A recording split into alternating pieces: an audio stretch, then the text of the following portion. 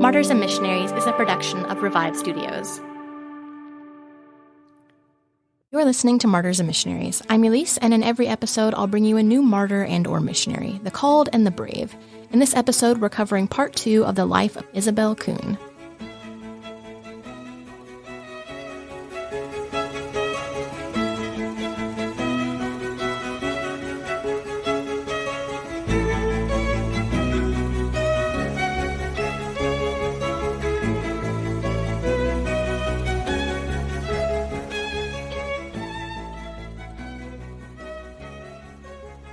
All right, before we begin, there are 2 things. Number 1, I want to apologize for how long it took this episode to come out. If you're listening to this months down the road, you didn't even notice. But those of you who have been waiting for this part 2 for 2 months, I meant to have it out in 2 weeks turnaround, basically, because I was leaving you guys on a cliffhanger.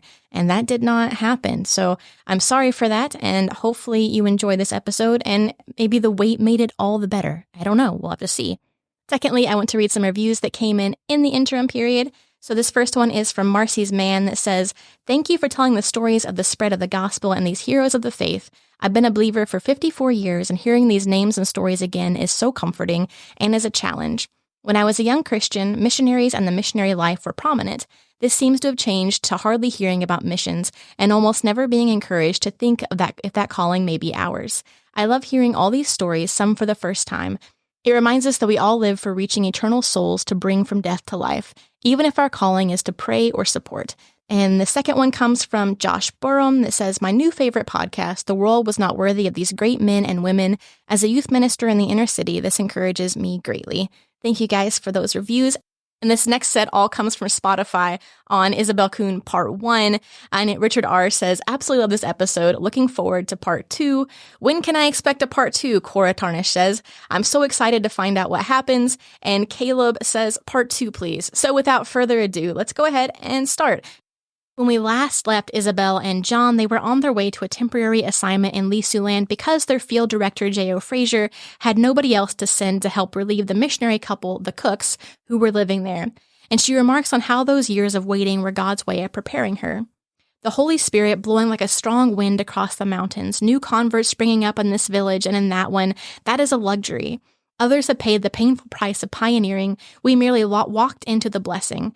Those 10 long years of waiting and frustration had been needed to open my eyes to the privileges of being allowed to share in the Lisu work. If I had gone into the work as soon as my Chinese language exams were passed, I would have taken the tide of blessings for granted, the young converts eager to be taught as the usual thing.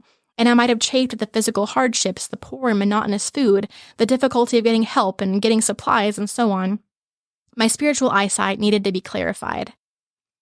The area they were to live in Lisu land was called Oak Flat, which is in the upper Salween Valley. And if you look at it on a map, the area today is called Nujiang Lisu Autonomous Prefecture, and you can see just how mountainous it is and how difficult it would have been to traverse, but also how amazingly beautiful that it is.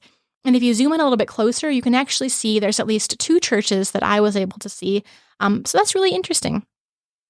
But when they got to Oak Flat, Mrs. Cook was able to rejoin her husband, who was a 6 days journey away, and they were the only missionaries there now, so there's no senior missionaries to advise them on anything, and they were essentially going in blind while learning yet another language.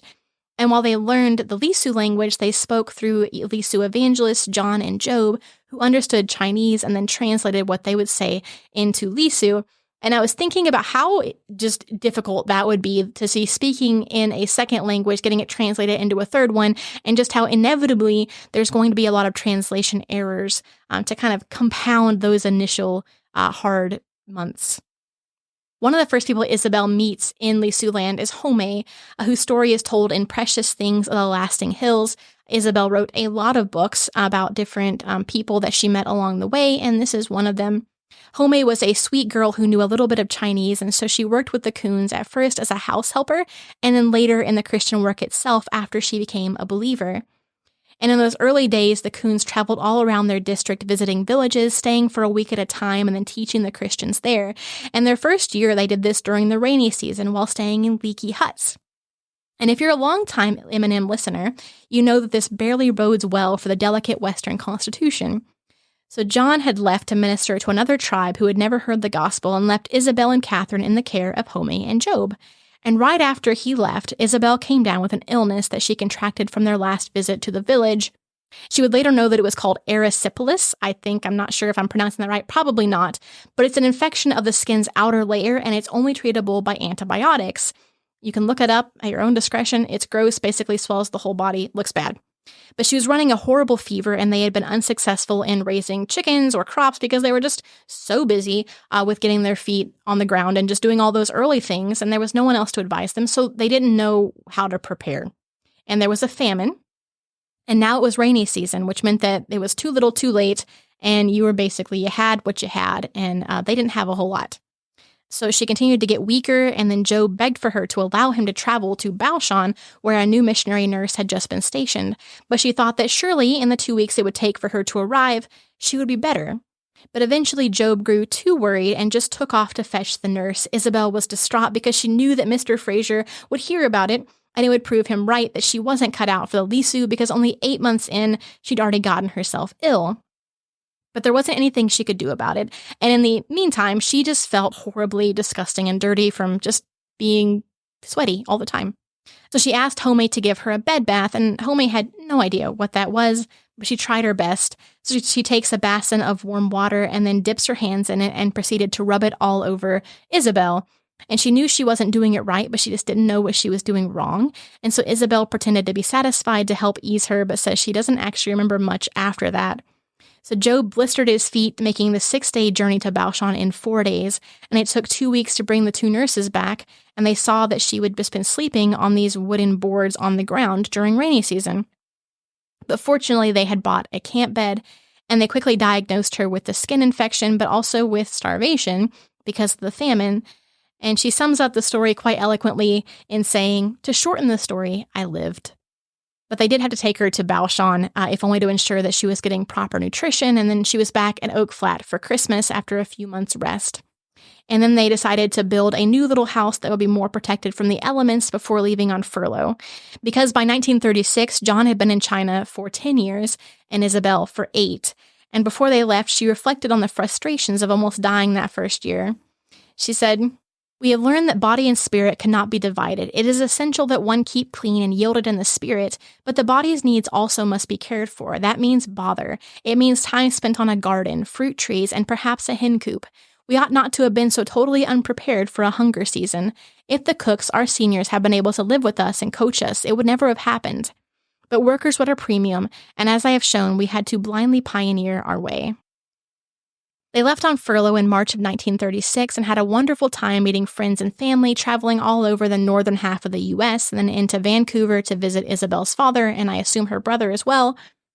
And then in July of the following year, they had purchased their tickets back. The night before they were set to leave, they got a call from the CIM secretary they had just visited earlier that day. He said that Japan and China were officially at war, and as a result, CIM would be delaying all sailings. John was content with the decision, but Isobel was not, because the fighting was in the north and they're in the south, and they were completely unaffected. And even Catherine will go to the mission school in Kunming and not the one in Chifu or modern-day Yantai, which is in the danger zone.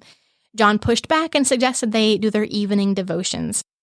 And she said, "We were following a course of reading so that we opened where the bookmark lay, and then he looked up at me, eyes twinkling, and said, 'Guess you win, Belle. Do you remember where our reading is for tonight?' Turns out it was Psalm 91, which said, 'He that dwelleth in the secret place of the Most High shall abide under the wings of the Almighty,' and ending, 'and show him my salvation.' When we had prayed, John got up, went to the telephone, and called Mr. Wilcox. After explaining our thoughts, he was overjoyed when Mr. Wilcox answered, 'I have been thinking the very same thing. I was just about to call you. I'll wire Dr. Glover immediately.' It was then midnight, so we all went to bed. The next morning, we waited on pens and needles to receive a reply. They received a telegram at 9 a.m. which said, 'I approve,' so off they headed for the ship. And the trip there was relatively uneventful until they landed in Hong Kong. She was excited to send Catherine to Kunming because they would be able to stay with John's sister and brother-in-law while she was in school. So imagine her shock when she arrives in Hong Kong and gets a telegram which says, 'Send Catherine to Chifu with Grace Little.' The Chifu school was better than the Kunming school in pretty much every way, but it was also almost 3,000 miles away from Kunming, so she was really far away from any family, and it was also much, much closer to the war in northeastern China. She wrote, although the mission planned that children join their parents when possible for long holiday times, one never again could watch them grow from day to day. The parting was excruciating for me, and for hours afterward I could not sit, lie down, or do anything but grieve. I pored over all I would miss, putting her into bed at night, her sweet childish ways, the likelihood she would forget me to some extent. None of the poignant details did I miss. The consequence was that I was fearfully broken up. My dear patient husband walked the streets with me at night until I was so physically exhausted that I could lie down and fall into oblivion. Our boat out of Hong Kong to Haiphong was delayed, and so there was time to spare. I remember going to a Bible class where the subject was praise. The teacher stood in the doorway shaking hands with us at the close. As she took my hand, she looked at me very significantly and said, "The sacrifice of praise." My inward reaction was, "But you have no children." It was true. She didn't have children. She and her husband were childless. Nevertheless, she had planted a truth from the word in my heart, which I have never forgotten. There are times when it is a sacrifice to praise him, in the human sense. In the light of Calvary, nothing we can offer should ever be called sacrifice. But since there are so few things we can offer him, this should be considered a privilege. And on the train trip to Kunming, she says the Lord dealt with her hard enough that she felt peaceful by the time that they arrived. But she was not prepared for the second blow she would receive when they got there, because unbeknownst to them, but known to everybody else in the area, Mr. Fraser had decided not to send them back to the Lisu. He felt justified in saying that Isobel was not cut out for the work, using her illness as justification, and a little bit, in my opinion, an insult to injury. He chastised her for taking away the nurses from their work in Baoshan. Isobel wrote, "On September 27th, my diary tells me we were called in for an interview with Mr. Fraser. He told us gently that we would be temporarily stationed in Baoshan, with freedom to go to Lisu land on trips. My diary also records that on that occasion he frankly stated that he wanted John as his assistant superintendent for Western Yunnan. And this was not disagreeable to my husband. He still enjoyed Chinese work as he did Lisu, so it was quite a happy designation for him. But not so for me. I had always felt like a square peg in a round hole in Chinese work, partly because, no doubt, I had had to be a pioneer evangelist, which was never my forte.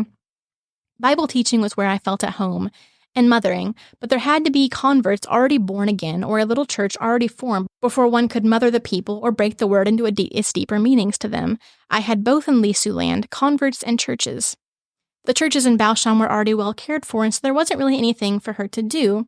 There was also an issue ongoing in the church at Oak Flat, which weighed heavily on her heart, so she went to the Lord and says that he gave her a passage from Zephaniah 3. She says she felt in part that it applied directly to what was going on in the Lisu church, and the latter she felt was God's promise that she would come back to the Lisu work, and she felt such joy and victory in that moment and went to Baoshan with a happy and peaceful heart. And they'd been in Baoshan for maybe a little bit more than a month before a letter arrived from Mr. Fraser telling them to go to Lisu land on a temporary assignment. There was a grave matter which needed missionary intercession and missionaries who could speak the language. He said he would go himself, but he was just too far away. They were also escorting a new missionary into the area, and he needed senior missionaries to show him the ropes.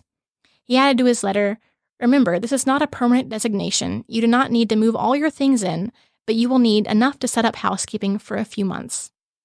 Isobel wrote, "When I heard that, I slipped away to our bedroom and carefully closed the door. I did not want to shock my dear husband by my unseemly levity. But when privacy was well secured, I danced with joy. Temporary designation, I gloated gaily. So says you, my dearly beloved super. So says you, but not so says the Lord." The issue with the churches was over the doctrine of law and grace, and they felt it warranted more time and deeper Bible study with church leaders, so they wrote to Mr. Fraser asking if they could start a rainy season Bible school, which would take place, as the name suggests, during the 3 months of rainy season, when life in the villages basically comes to a standstill. He gave it an enthusiastic go-ahead, and it went really well, and they realized that it met a deep-seated need in the churches. And on September 30th, 1938, they received news that Mr. Fraser had died of malignant cerebral malaria. Isobel wrote, "Personally, I have never ceased to miss him. Nearly 18 years have passed, but at crises or decisions, I often still think, what would Mr. Fraser do?" With their superintendent gone, all the missionaries just kind of stayed where they were. Yunnan was a huge province, and it was decided they should divide the superintendency between the east and the west, with John being appointed in the west to Lisu land and also the regional Chinese.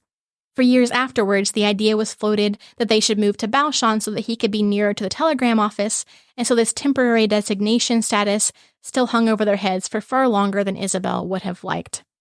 John would have been happy anywhere, but he did not seem to have a specific heart for the Lisu that Isobel did, and other designations kept him away for months on end out of every year. She wrote that one day she overheard some of the Lisu church leaders talking, and one of them said, "We would never have had Ma-Pa, their name for John, if Mama had not loved us so dearly." It was a remark of shrewd perspicuity, and I pondered as I walked on. I think he was correct, and then my mind glanced back many years to that conference in 1924 at the Firs, when Mr. Fraser had poured out his heart about the Lisu tribe, inwardly hoping that for one or two brilliant young men who were present. He got neither, only a girl. Of what use was a girl? In God's unfathomable ways, she was the one who brought the needed man into the Lisu work.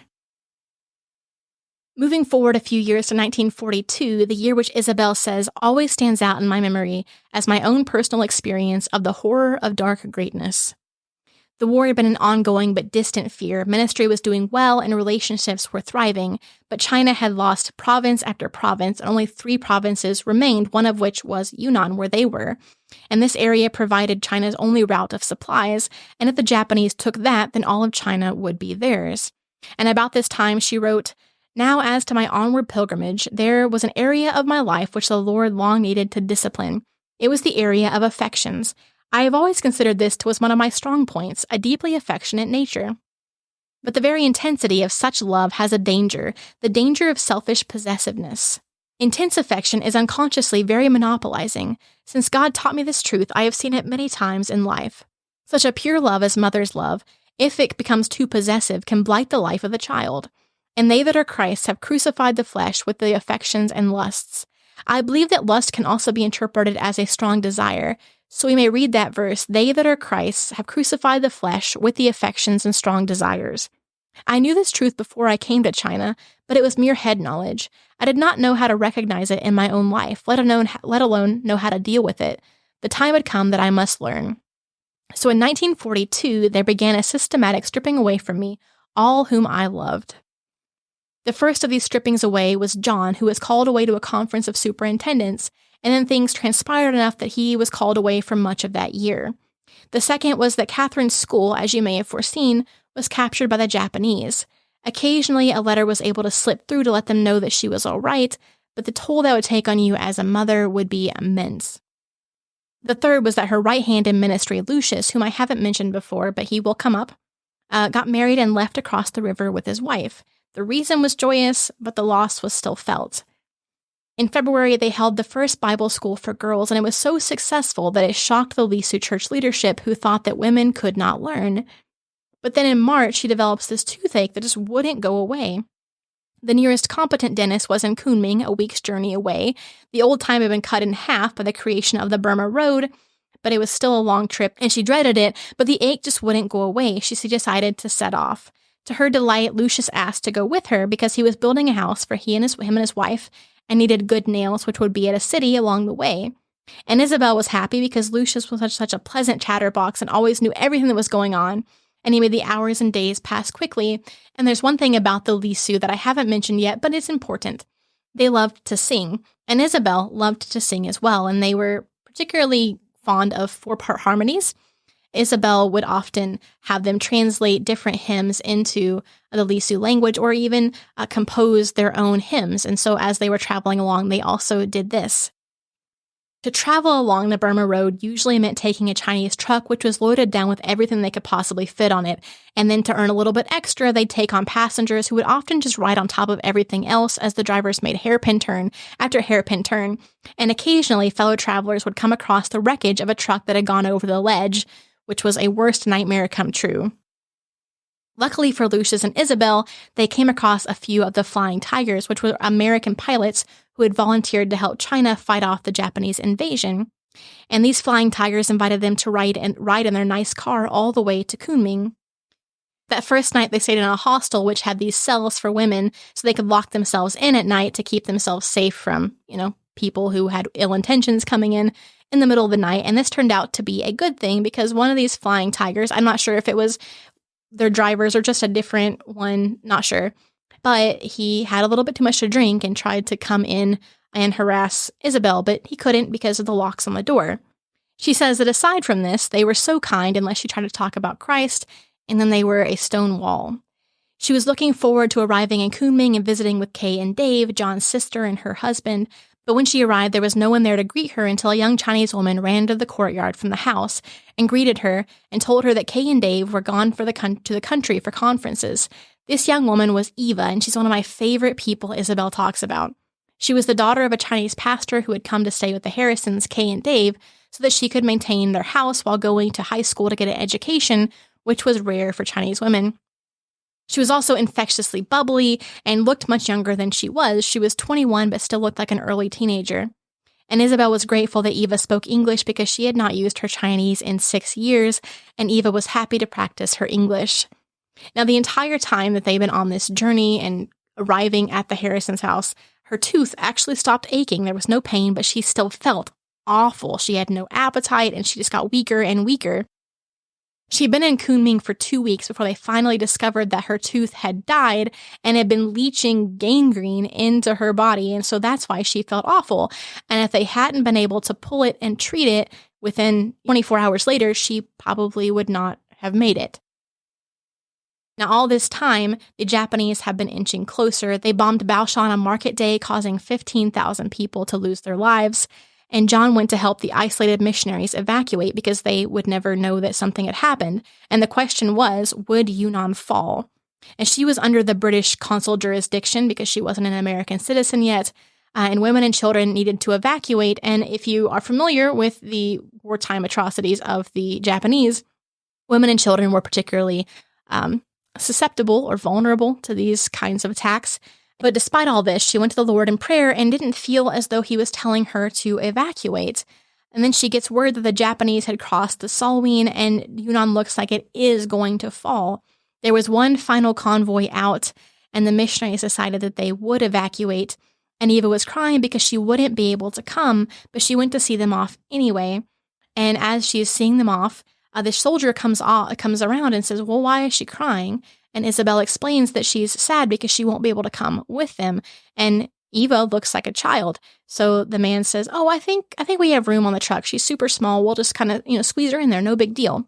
And so Eva was able to evacuate with them.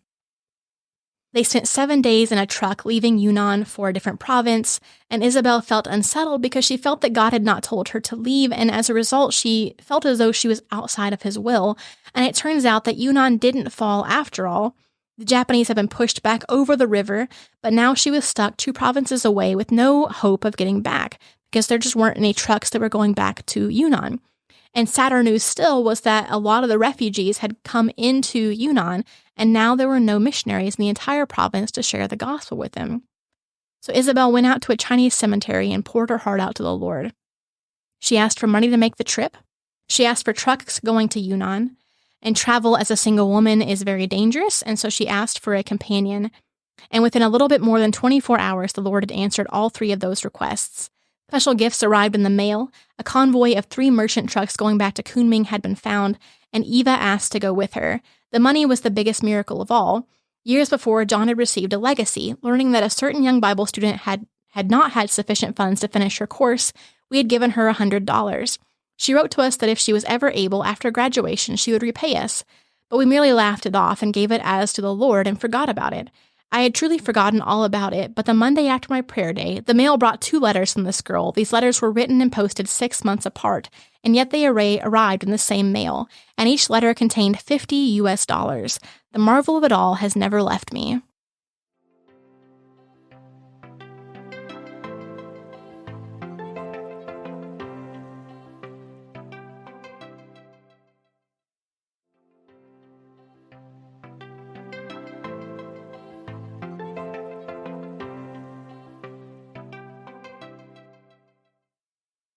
Eva and Isobel arrived safely in Kunming and prepared to head back west to Lisu land.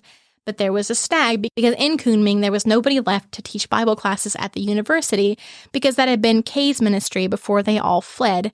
And so she was asked to teach it for 2 weeks, and the Lisu were being taken care of for the time being, so she thought, I'll go ahead, I'll do this. This is okay. And soon she was asked to teach a second class for believers.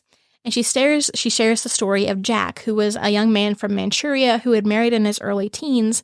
And when the Japanese invaded, he fled, leaving behind his wife and 2-year-old daughter. He doesn't know if they're alive or dead. And he makes his way to Kunming and attends the Bible English classes and becomes a Christian. And it was actually Jack who asked for Isobel to teach the second deeper class. And she shares his story in the book, and I'd like to share it as well. As soon as he was saved, he became burdened for his wife and her need to know the Savior if she were still alive. He had not seen her for 10 years then, and the ordinary Chinese would have laughed at the thought of loyalty to her under such circumstances. It was good Chinese custom for a man to have a concubine to travel around with him, while the legal wife was left at home. Jack was a tall, good-looking, and personable man. He was not even sure that his wife was alive. Why be so finicky? The only reason was the command of his Lord and Master Jesus Christ. 7 more years of silence passed. Still Jack was clean and single. By that time, he was an ordained Episcopalian clergyman, and his friends who were willing to send him to America for further training. That was, to any Chinese, a tremendous temptation. Study in America was the acme of good fortune to a young Chinese in those days, and Jack was human enough to feel the pull of it. He wrote to me to asking for prayer for guidance. I would love to go to America, he said, but somehow I could not get away from the burden of my wife and family. It is 17 years since I saw them last. My little 2-year-old girl will be a young woman of 19 now. I feel I should try to go find them. Please pray with me, Mrs. Kuhn, that the temptations of this world would not sway me, but that I may only do the will of the Lord Jesus Christ. A few months later, another letter dated from Peking or Beijing. By this time, the communists were in control of Manchuria. I do not have the original letter, but in substance, it ran thus. I have decided to do the will of the Lord and go in search of my family. I have resigned my position in Yunnan and have come here, hoping to get information as to how I might gain entrance to Manchuria. I found I could get a seat on a plane tomorrow, but that it is a very dangerous procedure for a Christian to try to do this. I am afraid. Oh, pray for me that my faith may not fail. I looked up the Chinese family whose address you gave me. They were very kind to me and asked me to supper. But oh, Mrs. Kuhn, why is it that so few Christians ask to have prayer with me? I fly in tomorrow. If it is possible, I will write to you from there. If you never hear from me again, you will know that it was only because communication with you was not possible. Then followed silence for 3 long years. Then through a very roundabout way, Sister Catherine received a message. I have found my family. They have become Christians, and the Lord has given us a little son. So ends one of the sweetest little stories that I know of Christ's Round Table Nights in China. After the university classes are finished, Eva and Isobel try to get back into Lisu land. They arrive in Tali, where John was supposed to be, only to find out that he was now in Baoshan. And Tali was the last civilian zone, so everything west required a military pass. So they go to the General Song's headquarters to secure a pass, and Isobel doesn't look great. She's wearing very old, worn clothes. She's seen better days as far as hygiene and things like that go. So she was turned away by the guards like they were checking out garbage. And later that day, she receives word that General Song himself was securing transportation for John to return to Tali, but the reason was not discussed. And when they arrived at the general's residence, they were told that the Japanese had been welcomed by some of these heathen earth peoples, as he called them, because tribal peoples were not highly regarded in China. The Chinese realized that they needed the cooperation of these earth peoples, but who could speak their language. So at first they go to these feudal lords, but the feudal lords are all opium addicts and are completely unreliable. So they turned to the missionaries. John and Isobel told them they had already warned the Christian Lisu about the Japanese who would be opposed to them being Christians. John was then made advisor to the nationalist guerrilla colonel who would be stationed in the Oak Flat area, and they prepared to leave via military escort in a few days, which was a dream because that's such a luxurious trip, especially compared to what they were used to doing. But it turns out that the colonel to whom John had been assigned was not such a luxurious assignment. On the way back, he tried to solicit poor Eva in exchange for paying her way through college, and when she refused him, he tried to make their lives miserable. Thankfully, Isobel says the Lord always thwarted him and kept them from harm. She wrote a reflection of 1942, which I will read. It says, "As I look back on 1942, the disappointments and heartaches are a dark blur. That which stands out was the unfailing faithfulness of my Lord. When I was kicking against the rocks, he was never impatient, never withdrew his love.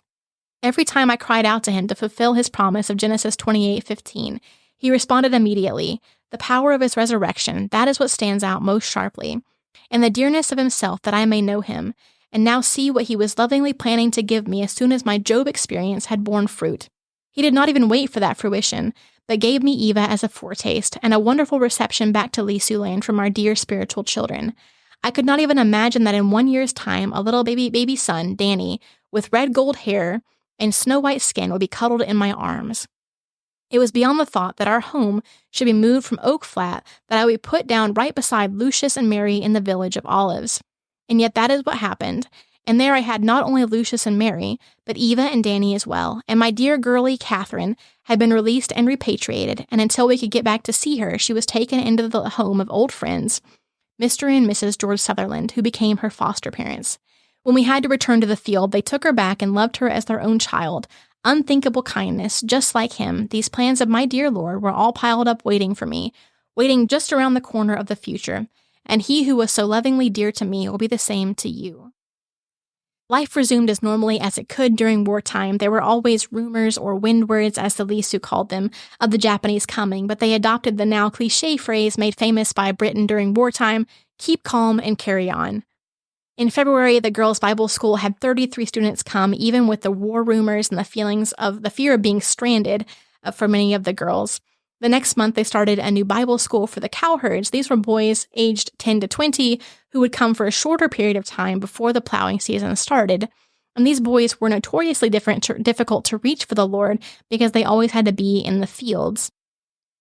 And despite the threat of pending invasion and even dogfights going on overhead, 76 boys came. And then later that year in August, baby Danny was born, and Isobel had to supplement her supply with goat milk, but finding a reliable goat herd was difficult because they watched the goats when they felt like it and milked the goats until they were finished. So sometimes you got a quart, other times you got a cup, so it was very frustrating. But these frustrations led to a funny story, which I'll read now. We had 2 Billies. The older we called Hitler because he loved to rule and had a passion for destruction. He became quite rambunctious as he saw the younger Billy growing up and being able to hold his own. This made him want to be the first in all things. When they were being driven home at night, the older Billy would frequently rush ahead of the herd and make for our kitchen. Woe betide the cook if the door were not securely fastened. Hitler would rush in and make for the garbage pail. Being so big and strong, he was difficult to handle in that small place where a hard kick could dent the pots or break the bowls. But one day he waxed bolder. He found the stairs to the grain room. I was in my bedroom working at my desk when I heard noises. Push, bang, a yell in Chinese, a loud whack, a squeal, and then a terrific commotion. Above it all arose Eva's voice, high with anger. Mama, big goat old man. She could not stop to remember the correct English for the older Billy, and the name Hitler was attached to him after this event. Big goat old man go storeroom make awful mess. When Eva got excited, English grammar just flew to the winds, so nouns and verbs were mainly all that were needed. I got up and went out to behold a spectacle. There was big goat old man running for his life up the hill towards the refuge of his pen, and after him was a blur of Chinese gown and a stick that ascended and descended regularly, on hair or on air, up and down it went. I laughed until I cried. He who lorded it so over the females of the goat pen was now scurrying in fear ahead of one small dot of femininity from Chinaland. There is no question as to who won that battle. At the end of 1944, the Japanese finally entered the valley, and they watched as the town across the river went up in flames. The girls' Bible study was scheduled to begin, and one of the other main missionary helpers, Charles, was away recuperating from an illness. John was there, but he had caught the flu, and then he gave it to the baby, who in turn gave it to Isobel. All the same, 25 girls came, and it was a success despite the setbacks. Next up was the boys' Bible school, and it seemed truly impossible. John was gone for another conference, and Charles was not yet back from sick leave, and that left Isobel all alone to run the program. And the cherry on top was that there was no writing supplies for the boys to use. The shipment had been delayed due to the war. And so she told the Lisu church she needed to cancel, and they were just not having it. She told them she would only run it if they agreed to free up 2 of the evangelists from their village duties to help out. They agreed, and the Bible school commenced. Kind of, because there were so many issues, one of which was getting passes to cross over to their side of the river. The new guy in charge of recruitment was also in charge of granting passes, and Isobel suspected him of being a communist, which was later confirmed and he was executed, but at that point they had no proof. So they got together to pray, and these American soldiers literally fall from the sky, or they came from the road because the censor wouldn't allow her to say. But she treated them to an American meal, and then they asked if there's anything she needed, and so she told them about these passes, which they had power over. So they were able to get the passes, And on day 5, the other half of the group came, and so did the writing materials. And so it was a great time and a great memory despite the rough start. At the end, the boys received certificates of completion, which they treasured all their lives because it was the only form of schooling that they would ever receive. In fall of 1944, the Kuhn family was finally up for a furlough. It had been 7 years since their first one, and also 7 years since they had seen Catherine. They had tried to go visit her in school, but the war just made it impossible, and then obviously they were taken by the Japanese, so that made it completely impossible. But their trip back was miserable. They got delayed in India for a month, and then their ship ride back was a nightmare you wouldn't wish on your worst enemy. Men and women were separated. You had the men down below decks. The women and children were up top. The men could only come up for 2 hours a day, and there were so many places for a toddler to get hurt, killed, fall off. There were just random holes all over the boat for random things, and the ship's captain was not very amenable to being commissioned as a passenger ship, and so he told the women that he would not stop the ship if one of their children fell off the ledge, so they better hold on to them. So Isobel, having Danny, had to hold on to him at all times, and 2 weeks in, as she's just at her last wit's end, cannot take it anymore, a wonderful lady offered to relieve Isobel of some of the stress by helping Danny before and after mealtimes as a self-appointed nurse, which was such a godsend and enabled her to carry on for the rest of the trip. So 36 days in total passed before they were able to land, and then they reunited with Catherine as if no time at all had passed, even though they had spent as much time apart as they had together. In contrast to his sister, Danny was a difficult baby. He fussed all the time, and when he wasn't fussing, he was trying to get into everything. The next 6 months were spent busy in visiting and deputation work. For the most part, we stayed with our relatives, the Harrisons, who were generously hospitable as always. Sister Catherine's children were no longer small, however, so her home was arranged for adults. It was beautiful, with green plants in the windows, but at such a low level that toddlers were tempted to reach out for the pretty trailing branches and pull at them. Danny had to be watched all the time. Everyone was wonderfully kind to me and did their best to help me rest, but at the end of the 6 months, I was as taut as on arriving. That was disappointing to everybody, because how can a person help such a missionary anyway? When it seems that no one understands us, we can always turn to the Lord. Lord, I've been home for 6 months, and I feel as ill as when I have arrived. I cannot unknot my nerves. If we only had a home of our own, owned it, so that if Danny broke or scratched anything, no one else would suffer. And oh, if I could be alone for a while and sleep the clock around for more than one day, as many days as I needed. What an impossible thing to ask. But gently and quietly, he gave it, all of it. John wanted to take a refresher course at Dallas Theological Seminary. None of them had ever been to Dallas before, so they had no connections, and finding a home during the war was almost impossible. But long story short, the Lord provided in an amazing way, because John's father in his will had left him some shares in a certain company. And they almost sold them years ago, but were persuaded not to. And so now those shares were worth the equivalent of $100,000 today.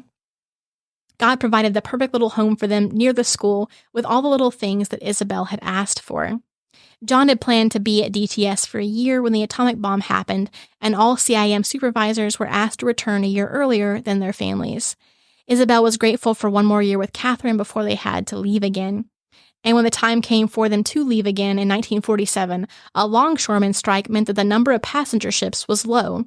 They had to book passage on a slow steamer with no railings, which carried, of all combinations, cotton and kerosene. This slow-ticking time bomb would take 46 days to arrive because it wasn't safe to push the boilers. When they got back to China, most of the bridges which the Japanese had destroyed were still not repaired, and journey into the interior was difficult. Thankfully, Isobel and Danny were able to take a plane back to Kunming, where John picked them up and drove them towards home. And in Tali, they met Eva, who was studying to be a nurse, and she cried and begged to go back to Lisu land with them. And Isobel reminded her that she only had 1.5 years left until she graduated, and encouraged her to wait, as heartbreaking as it was to leave her again. John stayed behind in Baoshan, and Isobel and Danny traveled back the rest of the way with Lucius. And along the way, they saw so many little villages that were abandoned. Lucius told them it was because of the bandits. After the war ended, a lot of soldiers deserted and became roving bandits, terrorizing the countryside. Things in their area weren't much better. There were thieves, massive changes in church leadership, and not for the better. There were 2 bad seeds in influential church positions, Padre John and Kadesapa. The former had been corrupted by a bad wife, and the latter Isobel compared to the magician in the book of Acts, Simon, who had seen the power of the Holy Spirit and wanted it for himself, but not through repentance and regeneration. He tried very hard to become head deacon, but was thankfully thwarted and was very mad about it. After his rejection, he was later removed entirely from being a deacon due to blatant sin because the church practiced New Testament discipline. And after all of this, the schoolmaster position became available, and then he put his hat in the ring via his second son, and nobody wanted to tell him no because he was rich and he held political power. This son had been sent to Tali to study Chinese, and Eva knew his reputation and had written Isobel to tell her that he was a rotten apple. So Isobel rejected him for the position because many of the church leaders were across the river, which left her to deal with all of this important work that would normally fall to others. So Cadesipa and his son one night cornered her in her house and tried to force her to allow the son to take up the position. And one of the other Christians had seen them sneak in and so entered in after them and sat in a chair, pretending that he wanted to sell her charcoal, but in reality he was providing a witness to their conversation. So thwarted again, they resorted to petty intimidation tactics, which made it almost impossible for her to continue because she was the only missionary in the area, the only woman, and she had a small child. So she was about to move across the river when one of the men finally came back and she was no longer alone. Now, at the end of 1948, Padre John asked to come to the Bible school, and he was tricky. They didn't know what he was planning. They didn't want to let him in, but they couldn't really say no to him. But they had no idea that he would go this far. His wife, Ruth, and Isobel's cookboy, Jada, had been caught in sin a few months before and were suspended from communion. Now, Padre John waited until everyone had gathered for the closing ceremonies to have the maximum audience before he and Cadesipa brought out Ruth and Jada and tied them up in Isobel's kitchen, condemning them, and said that anybody who cut them down would have to face Chinese justice, which sounds like a good thing until you remember that it was so corrupt that it would never go in the way of justice. So Padre John was essentially holding them hostage until John would sign a paper allowing him to become the pastor of the Mid-Solween Church. This was an absolutely no-win situation, and it just kind of kept escalating and escalating. They didn't know what to do because they couldn't cut them down. And eventually a deacon decided that he would cut them down, and word spread to Padre John's crew. And so there was about to be an absolute all-out brawl. And so John agrees to sign the papers. And Isobel was worried, but Lucius, who had told her all of this, said that they were worthless because everyone would hear of what had happened and would never allow Padre John as their pastor. And that's exactly what happened. All the same, they still moved to the village of Olives next to Lucius and Mary in the middle of the town, and she missed their quiet little house. But 4 months after they had moved, Oak Flat was invaded by a band of communists. Cadesipa joined forces with them and specifically inquired as to the whereabouts of Isobel. So what would have happened if she had still been there? Nothing good. The Upper Solween was a forgotten and neglected territory. It didn't matter much to the Chinese, but it mattered a great deal to the communists who were now reorganizing in the countryside. They would employ the use of bandits to bring a village to its knees before coming in as the saviors and repudiating these bandits. It's a tried and true playbook used by communists all over the world, and the unrest continued to grow and grow until Yunnan was handed over to the communists, and it was no longer safe for Danny to stay, and it was becoming increasingly less safe for any missionaries to stay. Isobel had tried to get Danny into the mission school, but they wouldn't allow him, and the situation was so volatile now that she decided to take him back to America and put him in school there. In the midst of all of this, January 1950, John arrives very unexpectedly, bringing Eva with him, who was now a full-fledged nurse. She was overjoyed to see her again. She worked in the village for a time, and then went back to school to become a doctor.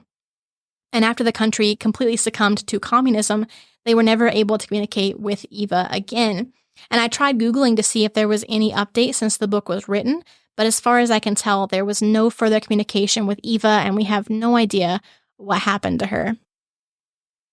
John chose to stay on and disciple the hundreds of new converts from the final rainy day Bible school. Time was short before the bamboo curtain would fall completely, and he wanted to make sure that these people were prepared. And so Isobel and Danny returned to Wheaton without him, where Catherine was now in college, and John joined them 18 months later after he had been detained by the communists and then forced to walk all the way across China to get out because they refused to let him take the easy way through Burma. Now, 2 years later, they were ready to go back to work, but China was obviously closed to them So they decided to work among the Lisu people of northern Thailand, and they set out in 1954, leaving behind Danny, who was now in school. And Isobel relates that as they were walking through the jungle, one of the men in front of her stepped on a stick, and the other end smacked her really hard in the breast and caused some damage. And she was 50 years old, and I suppose at this time it was thought that a blow like this could lead to cancer because of the lump that it would cause. She had it inspected, but the doctor assured her that it was just a torn ligament. And then about 7 months later, she took a nasty fall in the jungle and landed on a jagged stump in the exact same spot. Another year passed, and she felt that something wasn't right, so she got a biopsy. It came back non-malignant, but she just wasn't sure, and so she asked her friends back home to pray with her that if it was, she could get treated in time, and if it wasn't, that she could just get on with her work. Further testing proved that it was in fact malignant, and she underwent an operation to remove the tumor. And after the operation, the report came back that it was a fast-growing malignancy, which had already spread into her chest. They gave her a little more than a year to live and advised her to head back to America immediately. She insisted that John finish his term of service while she got treatment and settled back into the Wheaton community with the kids.